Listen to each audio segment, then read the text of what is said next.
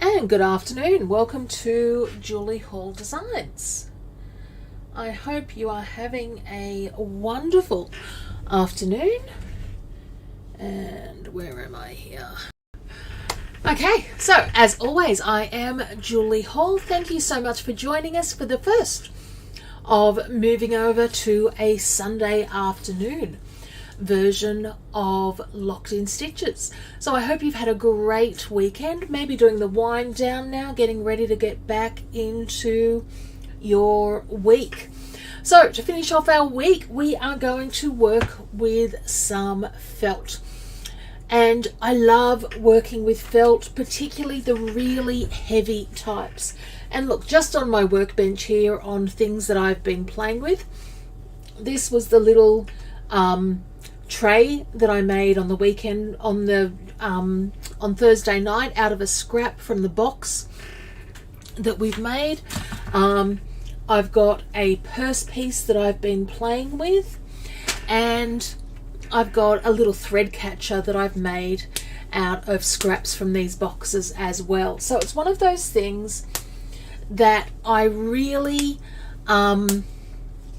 take, I guess, notice of, and like just use a lot because it's just such a good thing to embroider with.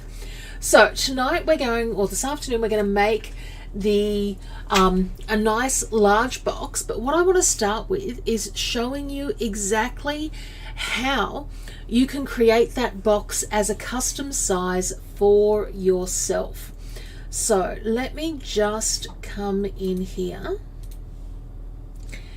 because what I want to do is just show you, and I can see we've got Tracy watching. Thank you for joining us, Tracy. So this is the one that I did on Thursday night, and Grace has now put all of her knitting stuff into it. So she is a happy woman. Now, I like to draw with a computer because I suck at drawing, but all I want to do is show you exactly how to create this this box to whatever size you want. You want to start off with a square, or start off with a square or rectangle. Does not matter which. So you want to start off with a base size. Once you've got that base size, you then need to work out how large you want your borders to be. So if I want a box that is fairly short, I would come through, and I'm just going to make this a different size so you can see the difference as I'm doing it here. And measure up and create that box. Now, if you're better at grid paper or just drawing, then absolutely God bless. The only other thing that we need to do, because that's our basic box, we've got 4 sides and we've got a base. What you then need though is on 2 of those sides, we do need to come and add just a little bit extra to our box,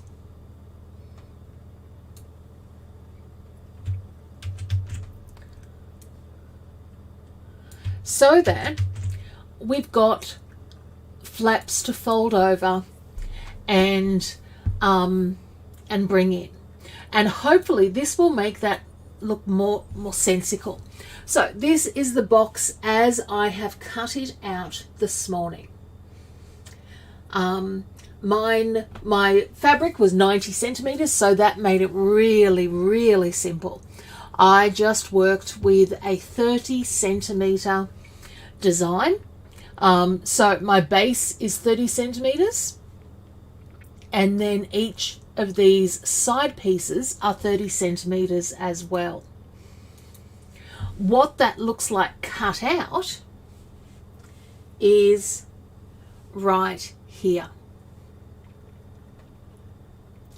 And that is all it takes to make these boxes. Now, I have gone to the extra length this time around to also add handles on, and I'm going to show you exactly how I do that as we go along. But let's come over to the workbench. Whoops days. Okay, let's come over to my workbench, and I can just move my threads there for a second. And what I've got is my pieces all laid out. Now, I've put most of my cam snaps on just to make it easy, but I will show you how I do that a little bit later on as well. And I've come through and I've taken one of my squares, one of my side pieces, and I've marked it up so that I've got my center mark there ready for stitching. So that all this other stuff doesn't get in the way, I'm just going to hold it down with a quilt clip. And we're ready to then come over to the sewing machine. Okay, so on the sewing machine, I have wash away thread in the needle. I've got black thread in the bobbin so that it matches the felt itself. Now, I'm going to come through and use my laser point, and I'll just come through so that you can see that, so that I can see where that center point is going to be. And then I'm just going to match that up with my center line there.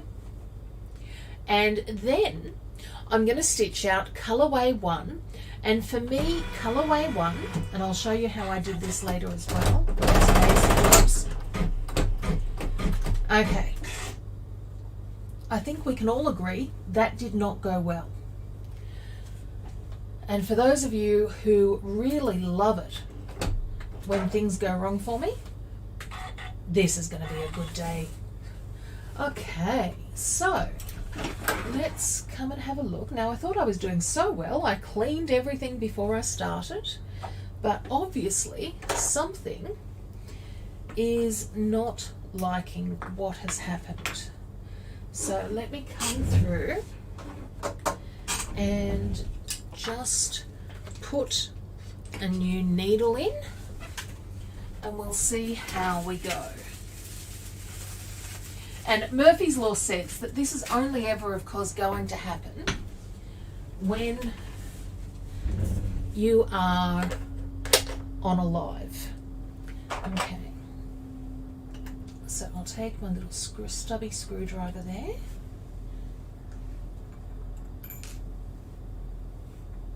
Now, the only thing, because I've been doing straight stitching this afternoon, I do just want to make sure that that is sitting in the right place. Okay, and I'm going to come through and check that everything looks good on my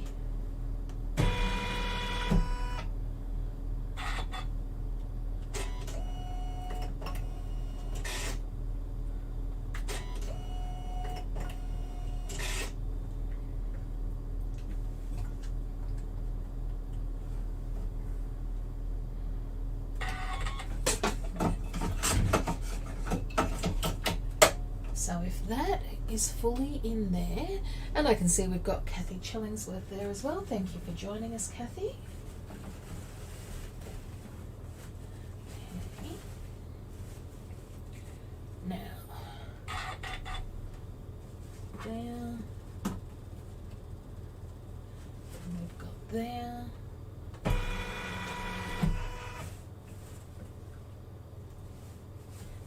can already tell that I've moved that, so I'm going to take it back because I was worried about what that was going to do. Don't you hate it when once you've made one mistake, you almost keep on going with then making extras, attempting to make sure that nothing goes wrong.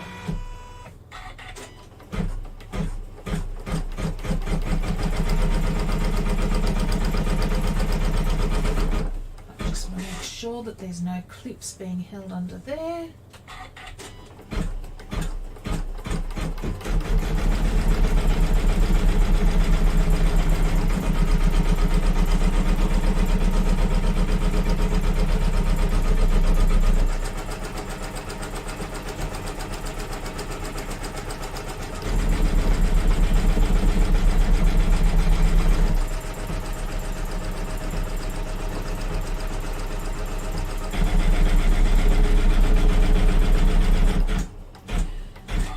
Okay, so the design that I am going to use today is one of the Edwards Garage designs, and I do love these designs. They were done, I mean, hell, they were done back when we were in when we were living in Melbourne, so they're getting some years up on them. And of course, Edward was working for Ford Motor Company, so we were very blessed. We were getting new cars every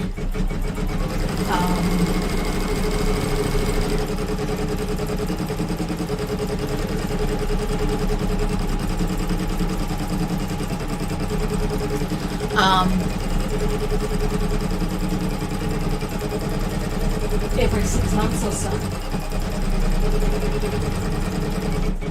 Okay, now I just want to trim that. I am compulsive about my trimming. And how many of you guys are like me? When I am setting up for a design, I've got all of my threads sort of laid out here next to me, and I'll show you exactly what I mean by that. So the next one I've got is pale grey, green,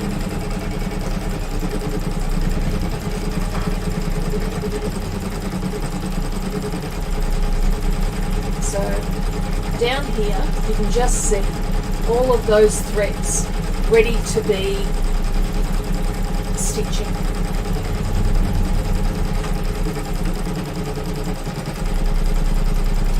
Okay, going great under a machine found, oh yeah, machine found, yep, malfunction setbacks, yep.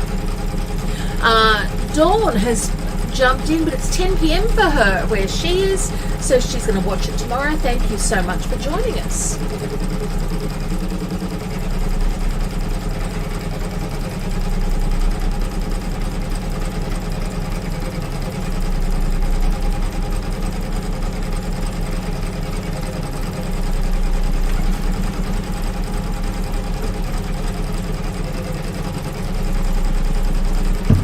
So how's everybody's weekend been? Had a lovely weekend. We've only got the girls at home at the moment because Cameron is off. I just want to get rid of this too. I know, I'm being totally compulsive here. Cameron is off house sitting.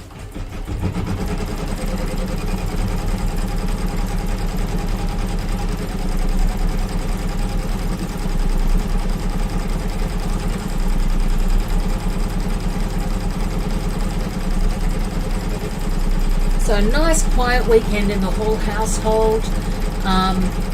Girls, I think, have only got one day left of the school term. And other than that, all is nice and quiet here.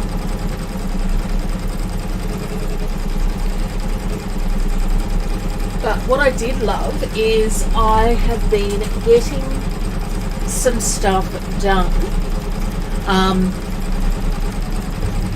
one of the things that I've been working on is transferring the In the Hoop notebook cover into a paper pattern, and I have done it, and I'm just getting it finished being test stitched at the moment.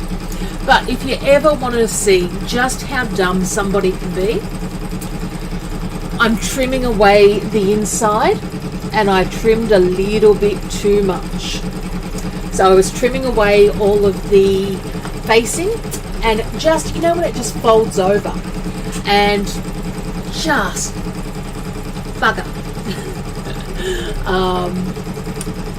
So that was my yesterday afternoon.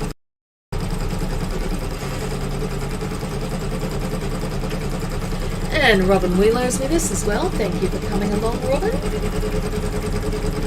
So one of the things that I've done this afternoon is I've actually and I've done it in a quick little video that I'll pop up on YouTube, but I've used the webbing that and I mean we've all seen the webbing that we use for either lanyards or anything like that. I've come and I've done a fabric topper on it, just to give it a really elegant, beautiful look that would be great for handles for bags or anything like that. I've used it for handles for this box. So once we finish our stitching, I'll show you exactly how I've done that as well.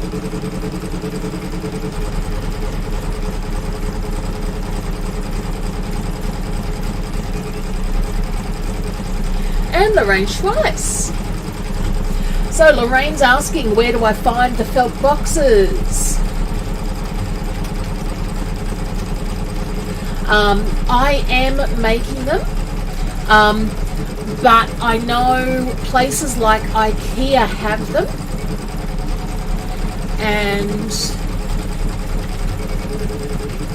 what I'll do is I'll quickly show you.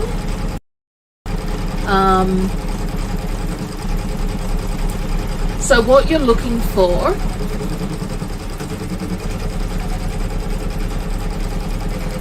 originally, I bought myself a felt box with the snap clips from Kmart. eBay have got these origami ones.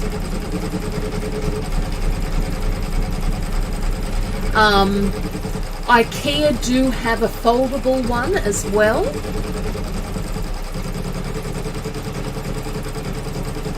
So there are plenty of them out there, but quite honestly, I'm loving just having it that I can make it whatever size I need for it to be.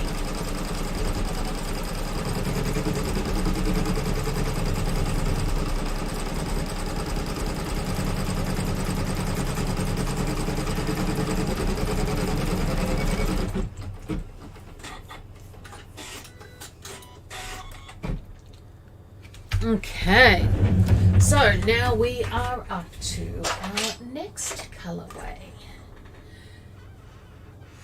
and the next one is going to be my grey. Now it's really interesting when I'm picking colors for a design like this. I have to almost go a little bit brighter on the color side, because the black absorbs so much of the colour.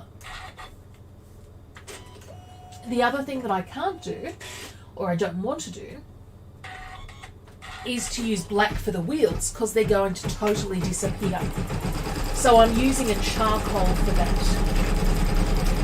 Because I'm using a charcoal for the wheel, I'm using a lighter shade of grey, whereas normally I might use something a little bit darker.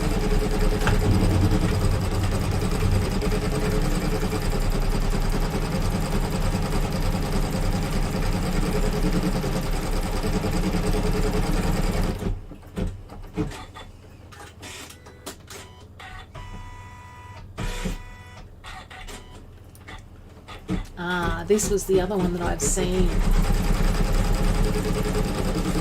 Oh, that's doing. This is the IKEA storage basket. And I think they've got them in a couple of different sizes. So for instance, this one is 28 by 28 by 23 centimetres. And snap folds.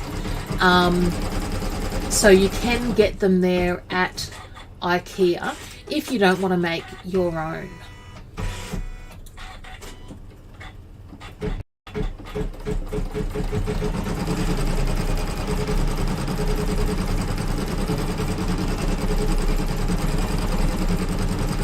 Cameron sends me through a message this morning. A family staple, sort of a cake in our house, has always been coffee cake. And in our house, that I'm sure my grandmother made a proper coffee cake, but when my mother made it, she iced it like a coffee cake but had it as a sponge. So, you know, my kids have grown up with it, my nieces and nephews have grown up with it. And Cameron was asking today what, you know, for a picture, and I couldn't find a picture, so I quickly text my sister.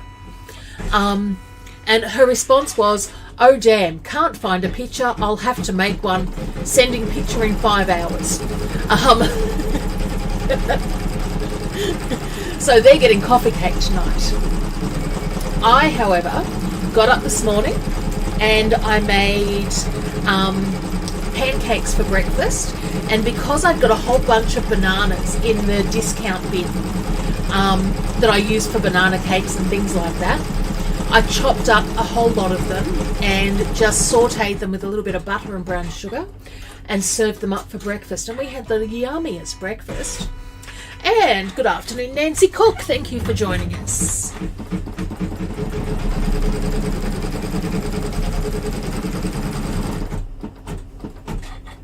So I feel like I've done my parenting for the day. Like I fed them once. That should be enough, shouldn't it?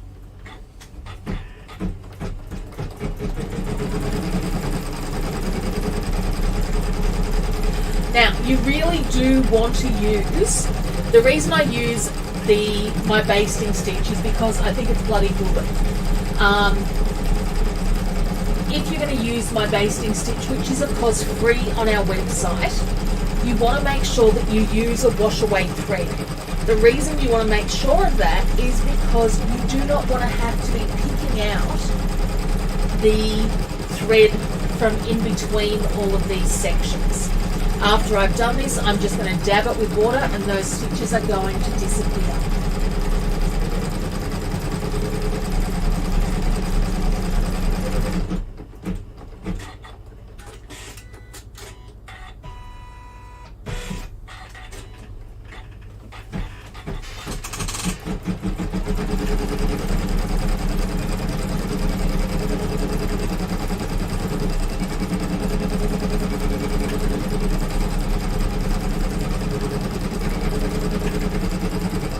Tomorrow you will find me at my dining table laying out my cape jacket pattern.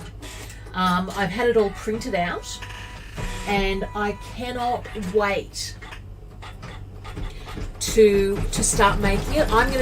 So this is what I'm going to do, my continuous quilting on.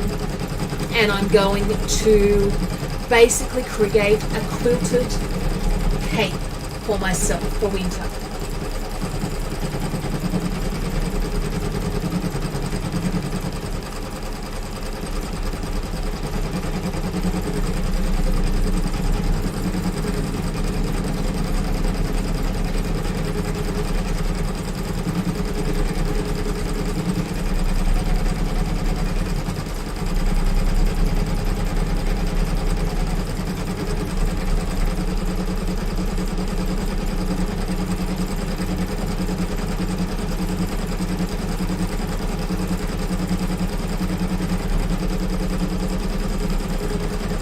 So has anybody else been doing any sewing?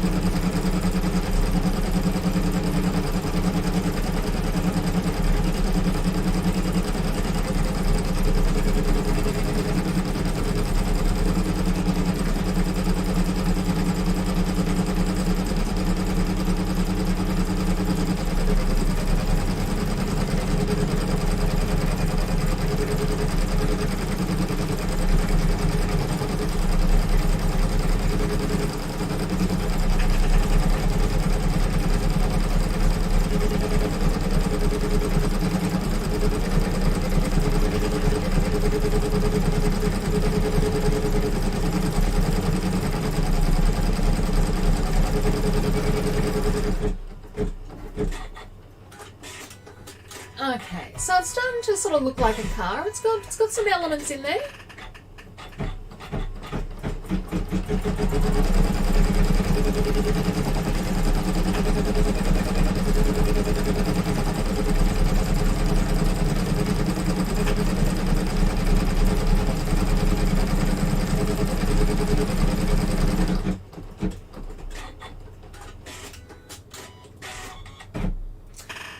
Okay.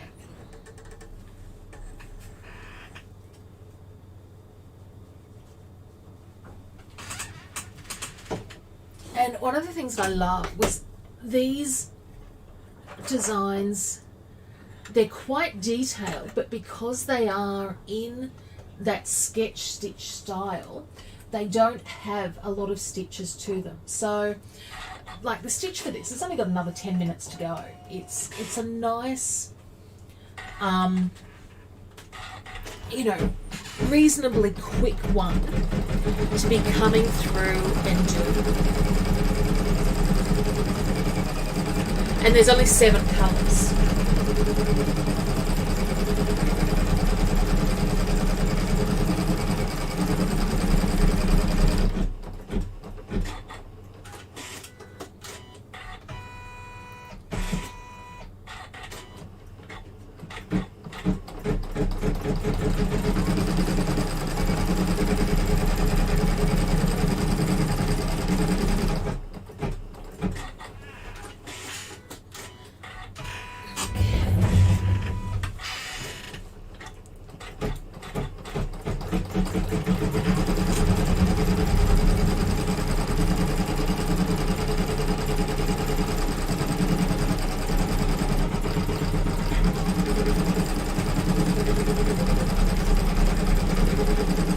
The other thing that I like about this one is it's a great project for those of us who bought the cam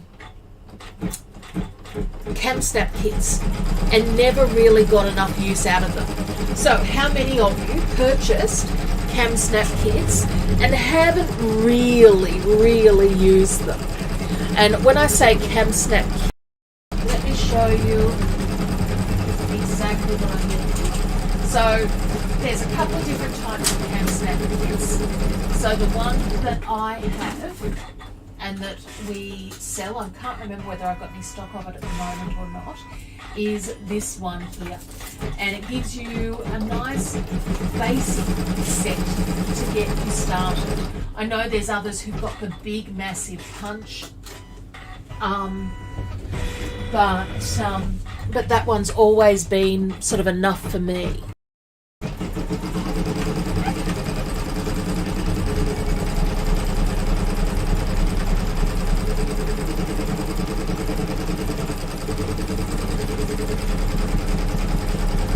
So I'm using the darker green here, and I really should know better. I'm using the darker green here just to highlight those different parts, and it just adds that little bit more texture to what we're doing.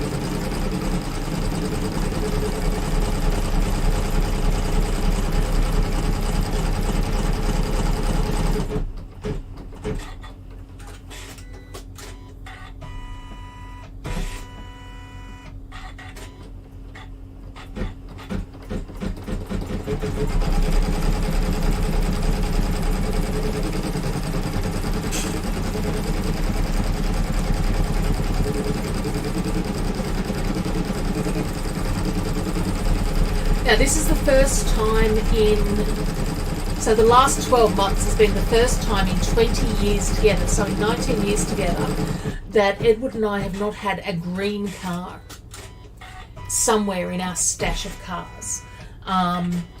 We've always managed to have at least one car that's just ended up green.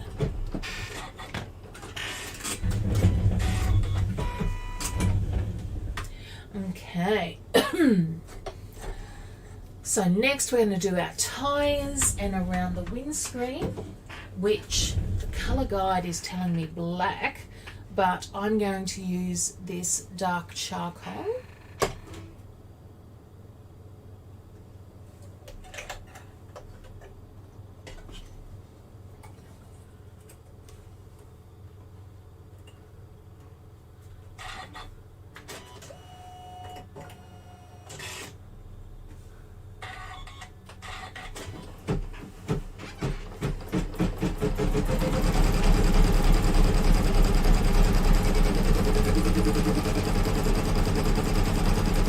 And the hope with the charcoal is always that it's going to give enough definition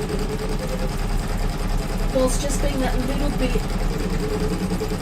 more visible than the black would be.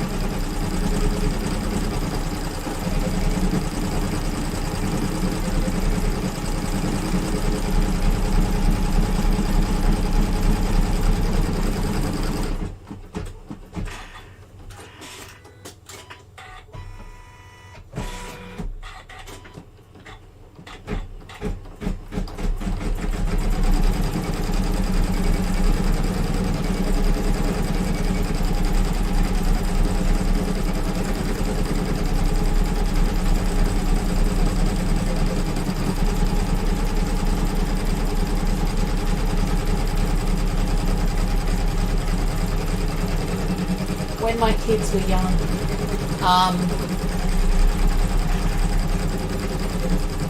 we were quite blessed to have people around us who would often take the children for the weekend. This is when we lived in Melbourne, and one of those people was my friend Lynn, and her husband Jack lived out near where we lived, worked out near where we lived. So on a Friday afternoon, I would drive Cameron over to Jack's workplace, and Cameron would go home in Jack's car. Now Jack drove a ute, but my darling son could not say the word ute. So the child would come to me and I go, Jack, oot. And that was the exact way he would say it. It was so overpronounced. And he'd just decided he had enough of his parents and he was going off to other people's houses. The kid can't remember anything, but he does remember Jack's oot. And Jack still has that ute, and Cameron is trying to get him to sell it to him because he thinks it'll be a wonderful car to work on and keep like as a memory piece for himself. Apparently every young boy needs a oot.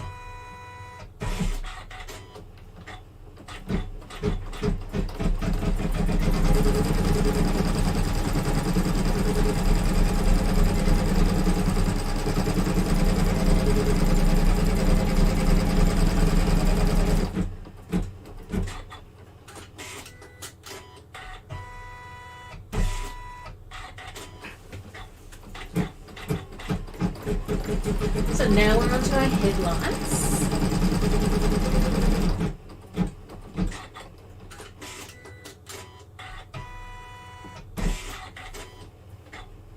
And a little bit of trim, and then we've just got the grill work and we are done.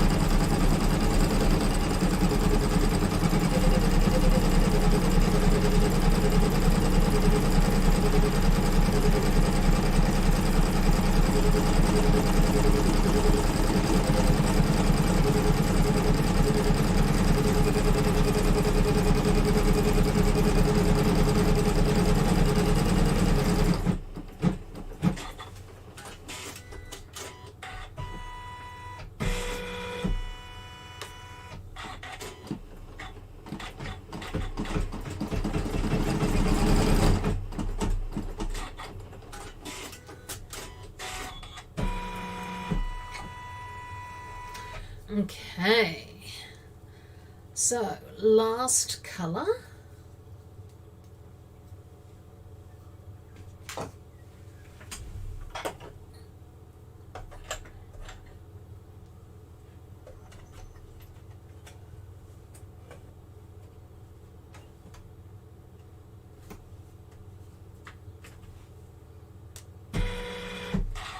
And one of the things that I do like about the CM17 is that if it's too close to thread, well, it will actually move the hoop over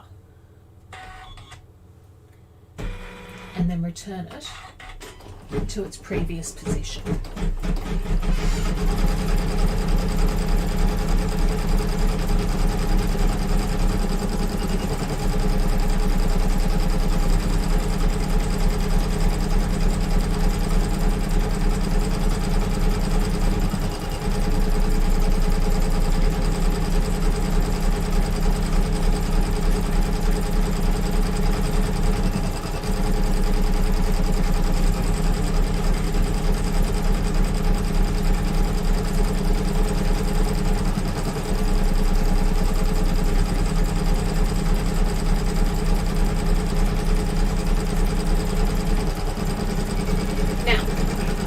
Felt loves steam. If you are trying to shape your box, turn on your steam iron and it will love it.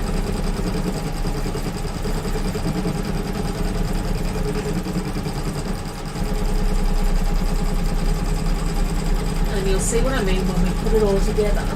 But you can see here where I've folded these tabs under, the steam on the iron just gives you that perfect place.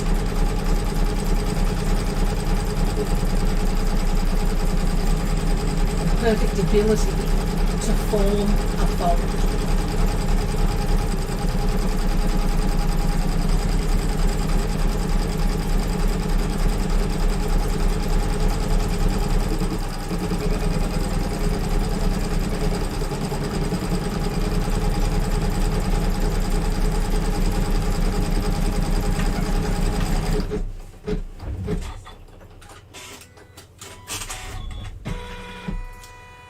Okay, so our stitching is done.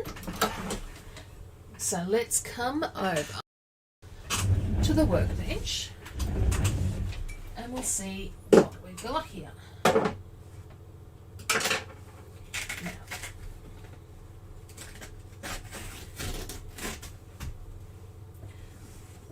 Now, once we're finished for the day, I'll dab our lines here with a little bit of water and then just allow it to dry, and that will set all of those, or that will remove all of those basting lines. Now, the next thing that you would be doing is coming through and adding in your cam snaps. When you add in your cam snaps, and I just wanted to see, okay. What you want to do is place them at equal distances. So the way that I've done this is I've placed mine at 1 inch, 10 inches, and 5.5 inches. So I need to come through and mark that up.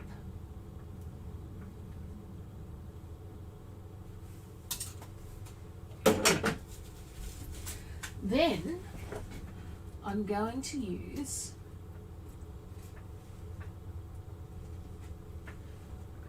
cam snaps and my tool and my awl. And all I'm going to do is pierce a hole through.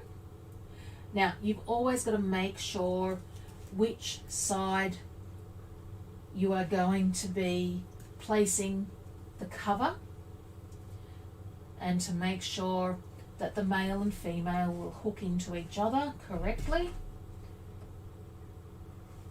because these are a bugger to take out. It's possible, but it's a total pain in the neck. You really do not want to have to do that.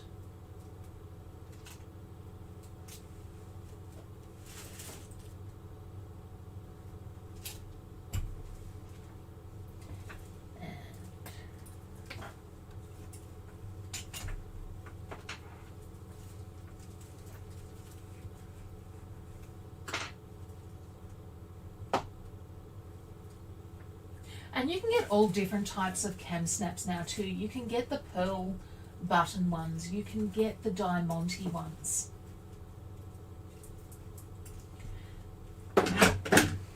Okay. So after that, our box is kind of complete. The only other thing that I've done is I have come through and I've taken a piece of webbing and I've attached fabric and made a fabric handle, just to keep that green thing going there. And I have placed that handle 2 inches down on each side. So I drew a chalk line and then I attached that handle piece. So what happens is when we come through and we snap our box together.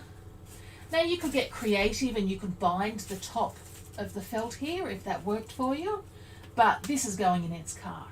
This does not need lovely binding across the top. And you can see how well that fold has worked. And the only tricky thing is snapping this together on camera.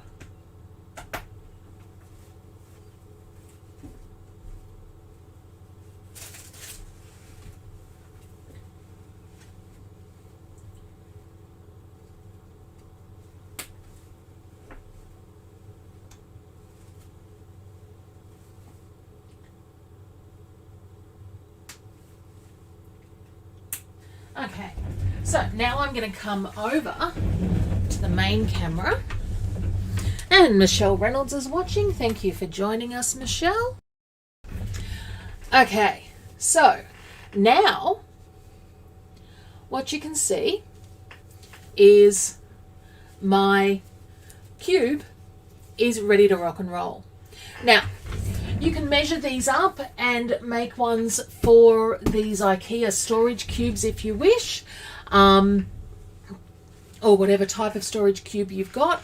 But I think they are just a great storage idea. And quite honestly, I'm thinking I might even do one up for the Christmas ornaments, so that I've got Christmas ornaments or wrapping paper or whatever. Just to keep things nice and tidy around the house.